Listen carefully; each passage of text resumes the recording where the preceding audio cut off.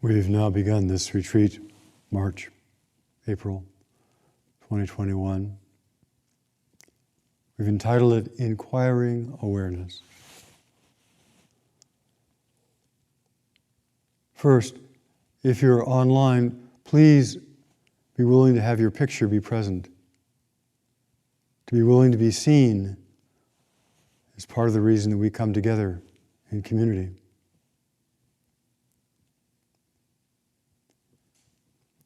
To hopefully have people know us who can see us and recognize us beyond our persona, beyond the facade that we put on for strangers. Next, I encourage everybody to engage in active listening throughout the retreat. Often we hear very little of what's actually being said. And I know this from my experience, having been to so many retreats and heard the energy and the flavor and the flow of the words without actually recognizing what was being said. To hear the words, to say to yourself, this is what this is about, this is the meaning. To think in your own mind, what is a positive example of how that might affect me? To actively listen.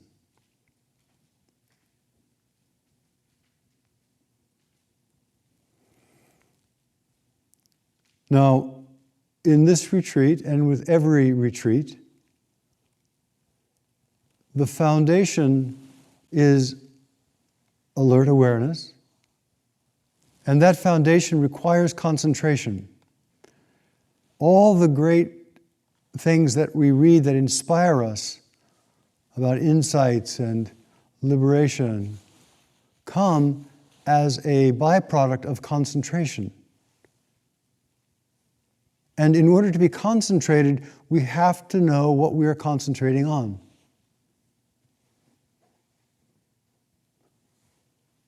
People can sit for 20 or 30 years with their mind sort of wandering around, looking a little bit at this and a little bit at that, and feeling here and feeling there, and pondering this and pondering that, without ever penetrating, having a direct,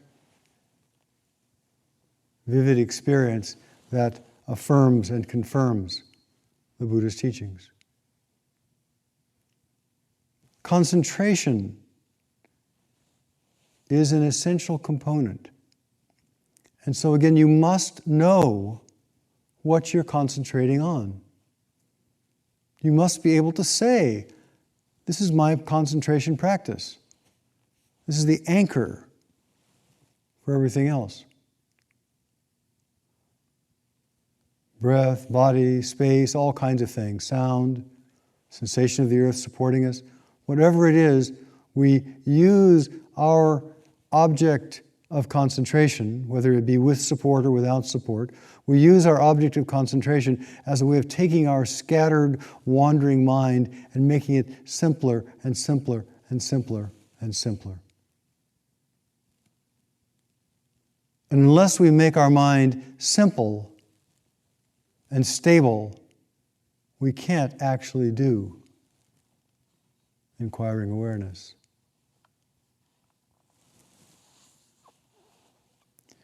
In Buddhism, there are two basic streams of practice. Everybody's heard this over and over, but never hurts to reiterate it. And the first is samatha, calm abiding, resting in this moment, oneness with the breath, being stable and present, dropping the past and the future. We drop the past and the future by, as Dogen says, giving emphasis to the present, by feeling the experience of the body being breathed in this moment, or the sound being listened to in this moment, the hands in this moment.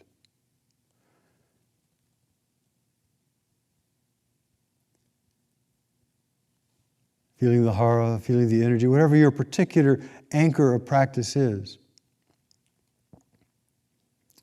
The way that you allow your mind to become simpler and simpler and simpler. Calmer, more stable.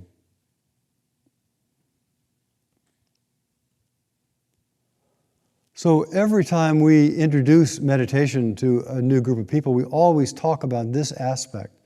People come to practice and they say, I want to become calm, I want to have stress reduction. It's great.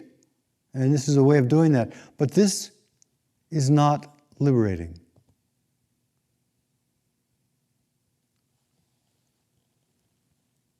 And those of us who've been around for a long time know that people can sit at the monastery, or they can sit session after session, or they can go to retreat after retreat, and they find a calm and stable place, and then they walk out into the world, and the moment a car honks at them, they start getting irritated. The minute somebody does something, all their vexations come back. You might even find a calm place, and then the inner critic starts chattering again, and suddenly we're in agony. So we have to have calm abiding. We have to learn about being stable and present. But that is not enough. It's not enough. And after a while, if that's all that we're doing, we just become kind of sleepy and, kind of wandering around thinking I'll figure out a way of being happy.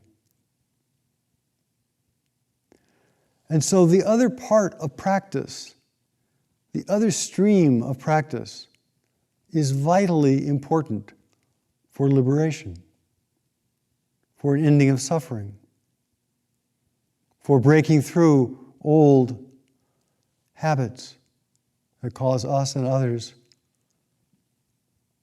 friction. And that practice is insight, vipassana, investigation of states, curiosity, inquiry, seeing into and through.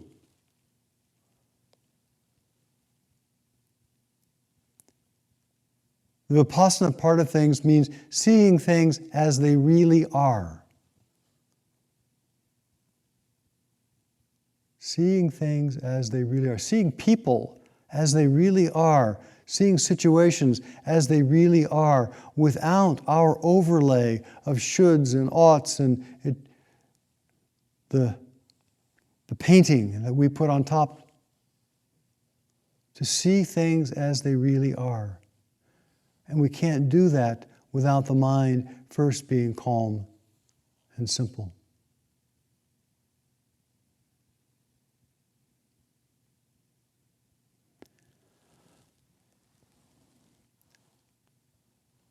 This inquiry also must be focused. We must know what we're inquiring into. We can't concentrate. We can't bring the power of our mind to a vague problem. Well, I wonder how I can be happy. Well, I wonder we can just sort of wonder about this and wonder about that. There has to be some intentional focusing. We have to know what we're curious about. There has to be an anchor.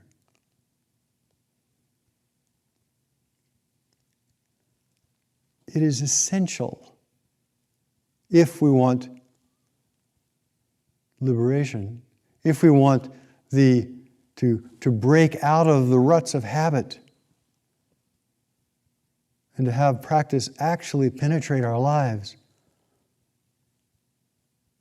to do this inquiry piece, a lifetime of inquiry.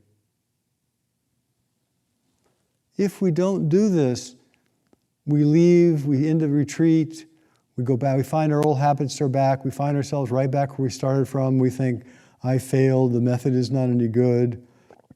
What a waste of time.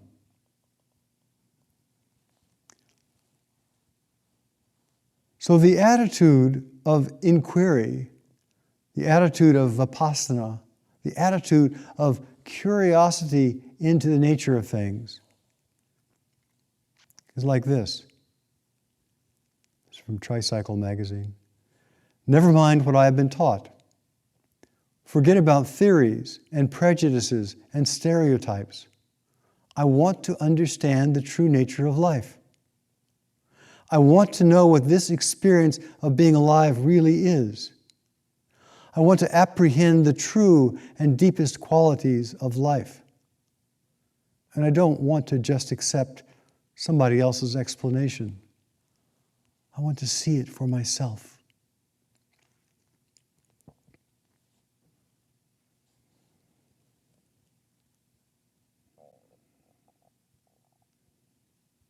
And there are different ways we can do that.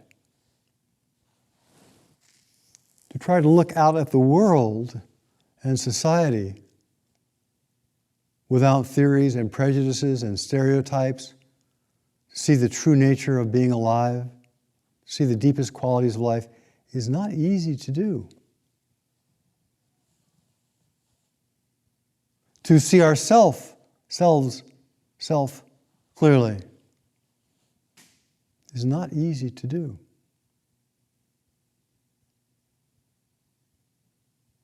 And even to see the situations that we become embroiled in, and to see them clearly, and to see our components of what we've added to them is not easy to do.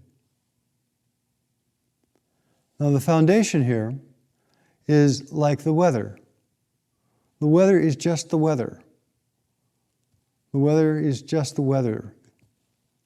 You know, one day leads to the next day, leads to the next day, leads to the next day, and there's maybe rain, and there may be sun, and there may be clouds, and there may be no rain, and there may be lots of rain, and there may be, whatever it is. The weather is just the weather. But we add our opinions to the weather. Oh, it shouldn't be this hot. Oh, shouldn't have tornadoes. Oh, should. We should have more water. We should have less water. We should. We add all of our shoulds onto the nature of things. What would it be like if we actually saw through and saw the true nature of this coloring, this flavoring that we imbue the world with? What would the world be like if we saw it in its simple isness? If we saw nature unfolding according to nature instead of according to me? If we saw other people doing their very best, always to do their very best to try to mitigate suffering, to try to enhance their well-being. And we were not seeing them through the eyes of should and ought and prejudice and stereotype.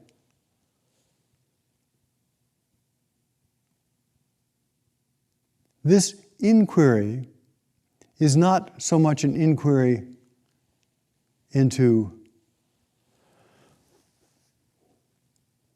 what is true, it's more a discovery of what's not true. Looked at in different ways. So we have a couple of different approaches that we've used, we will use. First, it's very important to know specifically what your inquiry is. Now, the traditional fundamental inquiries is, what is this that's alive? This consciousness. Before my parents were born, where was this consciousness? When I die, what will happen to this consciousness, this sense of I am? Where did it come from?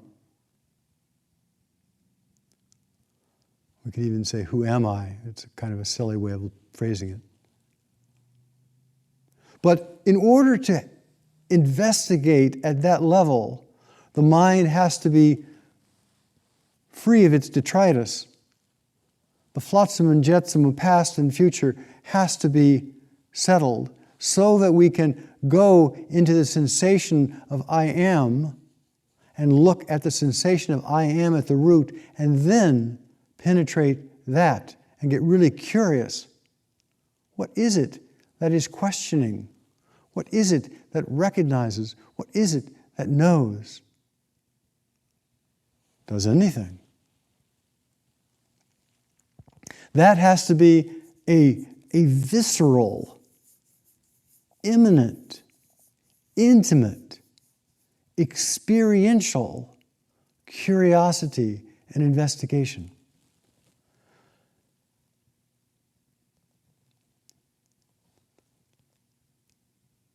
So sometimes those fundamental koans, those fundamental existential questions touch some people.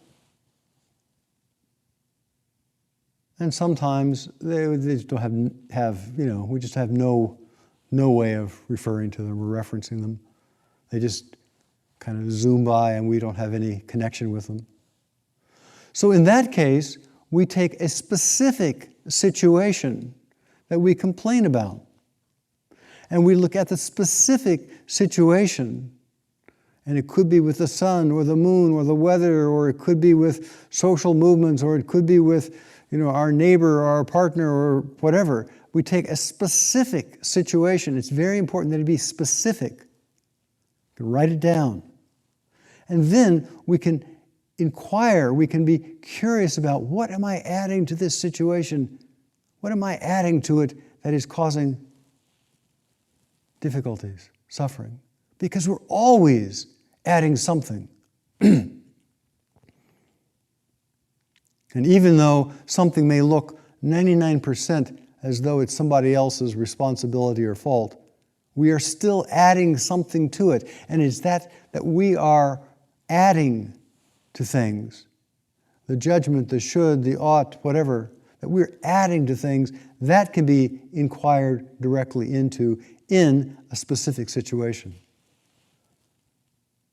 It does not work very well if you say, I want to know why I'm so unhappy. Because throughout your life you've been happy and unhappy and sort of not happy, and this situation and that situation. It's just too vague. There needs to be an ability to concentrate on a particular either existential question or on a specific situation in order to see what is true.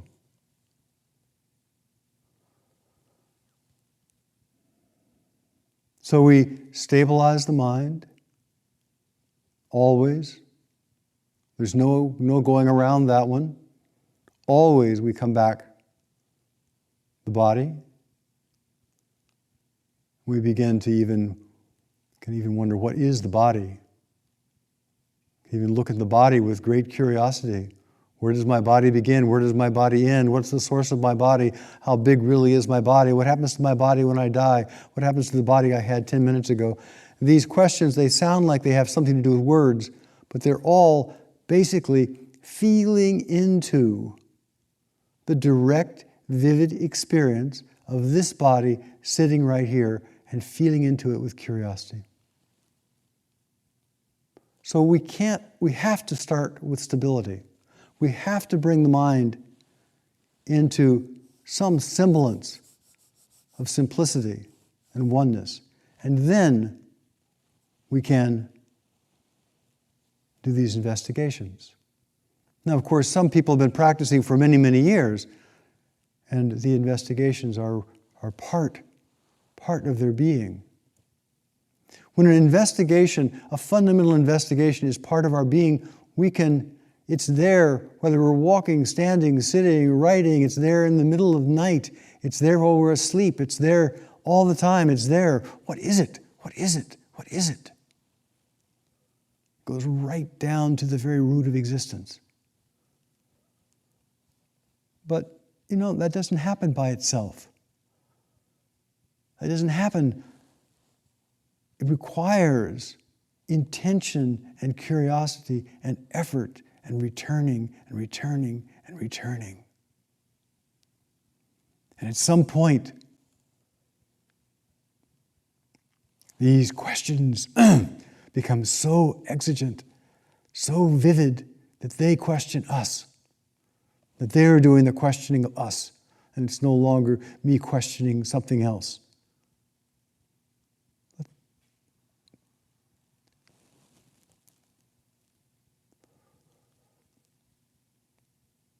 So we set this condition of Sesshin up as best we can, trying to create an environment as much as we can, especially given the challenges of the internet, and to set the intention for stability so that we can all support one another in that stability, so that we can all rouse the mind that seeks the way, looking into. Now, nobody can do this kind of work for us. Nobody. And all of the admonitions and challenges and everything else is only to try to both say there's something that is possible here, it's worth walking, it's worth investigating. Please, if you want, take those steps. And if there's some way we can support you in taking those steps, we'll do our best we can, the best we can. You know, with interviews or talks or whatever. But the walking, the inquiry, the breathing, the practicing, each step is our own. Each breath is our own. No one else can do that.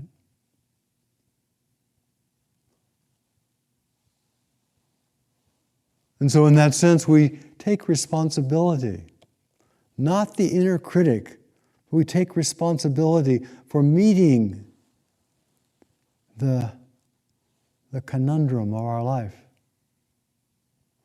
for meeting the meat of our life, for engaging with our life and then penetrating into it.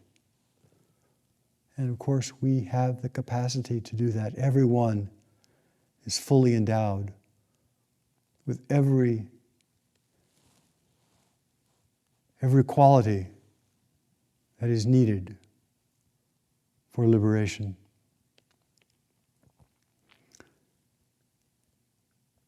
So please,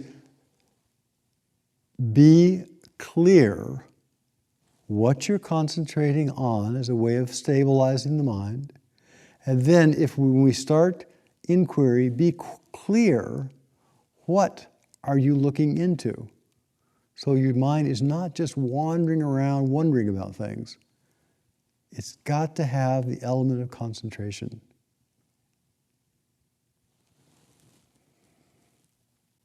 And everyone, of course, will do the best given their particular circumstances.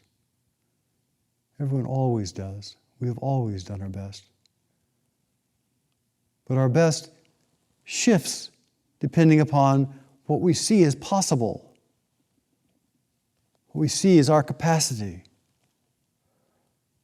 So I encourage you to see your capacity as large and to see what is possible as rich and deep and infinite. And then from that confidence, to throw yourself into practice for your own benefit, for the benefit of those around you, and fundamentally for the benefit of the whole world, which is your life. Thank you.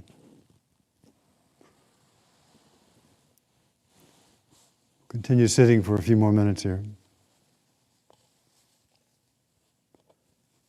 And it might be helpful to actually think to yourself, what was just said? And how might that apply to me? How might I use these particular this sharing of experience.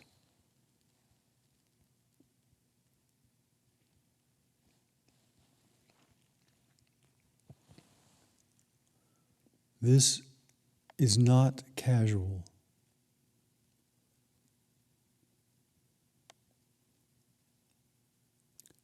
There are people whose lives throughout the millennia have been on the line with these fundamental questions of why? How can I help this world? What is it? These are not casual questions.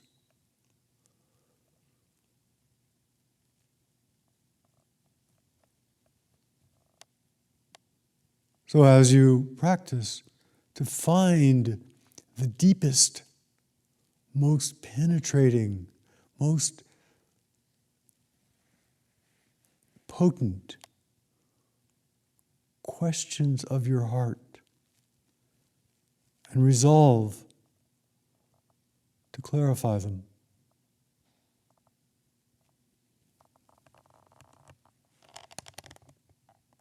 This is not casual.